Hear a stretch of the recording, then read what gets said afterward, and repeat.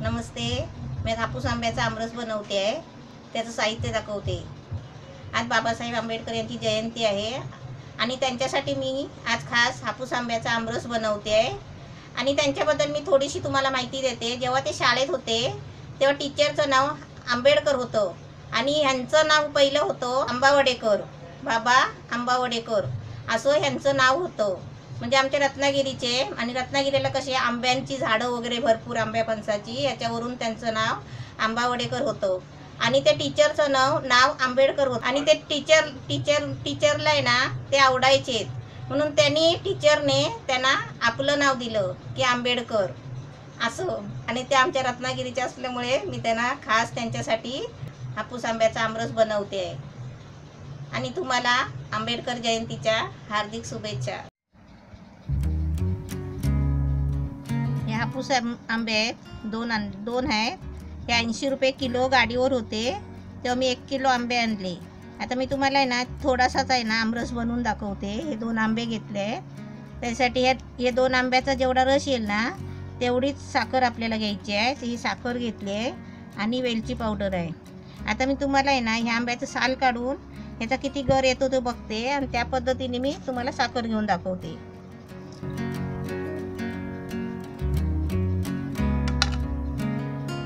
आता आपण याचं साल आहे ना असं हातानेच काढायचं.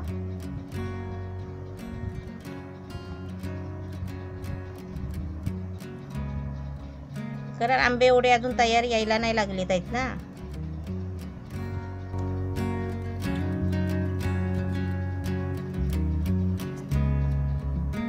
आता ही सालं काढून घेतली आहे. आता त्याची अशी आहे ना कापं काढून घ्यायची. जशी 1 वाटी राहिली ना, कापं बनली ना, मग त्याच्यामध्ये आपण 1 वाटी साखर घ्यायची. जसं आंबा गोड असेल ना त्या पद्धतीने आपण साखर घ्यायची. कारण आत्ता आहे ना हे आंबे अजून गोड नाही आले, तर जास्त आंबट आहेत.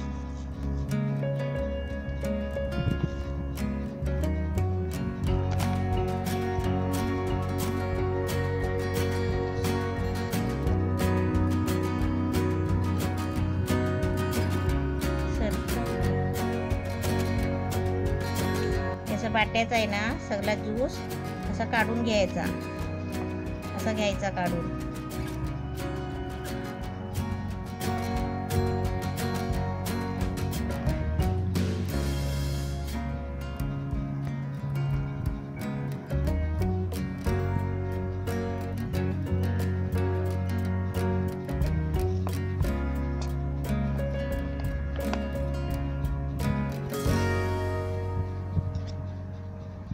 हे 1 वाटी आंब्याचा ज्यूस झाला आहे.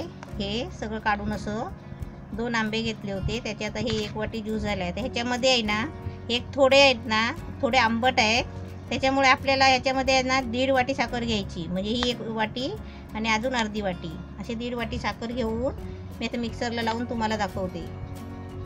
आता मिक्सरच्या भांड्यामध्ये आहे ना हे आंब्याचं असं ज्यूस काढून घेतलं आहे, म्हणजे थोडं कापून घेतली आहे. आता ह्याच वाटीवरून आहे ना 1.5 वाटी मी साखर घेते.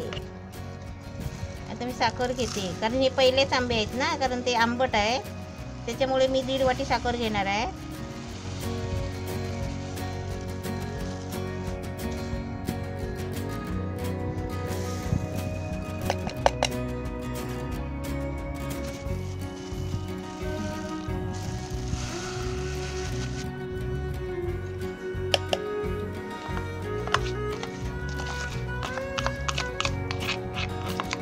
आंबे गोड असले ना तर आपण 1 वाटीला 1 वाटी घ्यायची, आणि जर आंबट असले ना तर साखर थोडी वाढवायची, म्हणजे अर्धी वाटी साखर वाढवायची.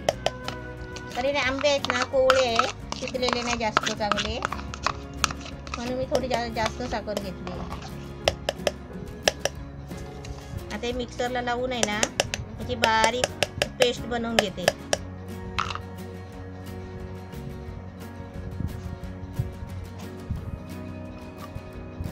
त्याच्यात थोडे वेलची पावडर टाकते.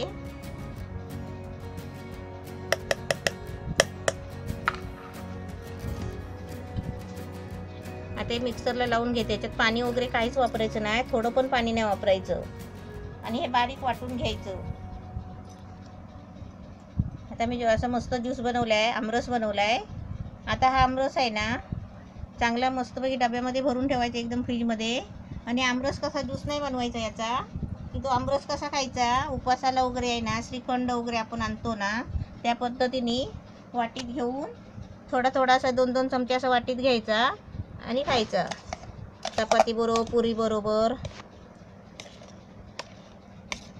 आणि पाणी थोडा पण नाही टाकायचं. असं मस्त डब्यामध्ये बरणीमध्ये वगैरे असं भरून ठेवायचं. मी तुम्हाला असं थोडं दाखवते, तुम्ही मस्तपैकी जास्त बनवून ठेवा. आपला रत्नागिरी हापूस आंब्याचा आमरस एकदम मस्त छान झालेला आहे. असा तुम्ही पण बनवा. आणि आमरस कशाबरोबर खायचा, आपण जसं श्रीखंड उपासाला खातो ना, रोटी बरोबर, चपाती बरोबर, पुरी बरोबर, असं सगळ्या गोष्टीबरोबर हा खाऊ शकता. पण असं 2-2 चमचा घ्यायचं डिशमध्ये. आपण जसं श्रीखंड घेतो ना त्या पद्धतीने हे घ्यायचं आणि मस्तपैकी खायचं. एकदम मस्त रेडी आहे. आता तुम्ही पण बनवा.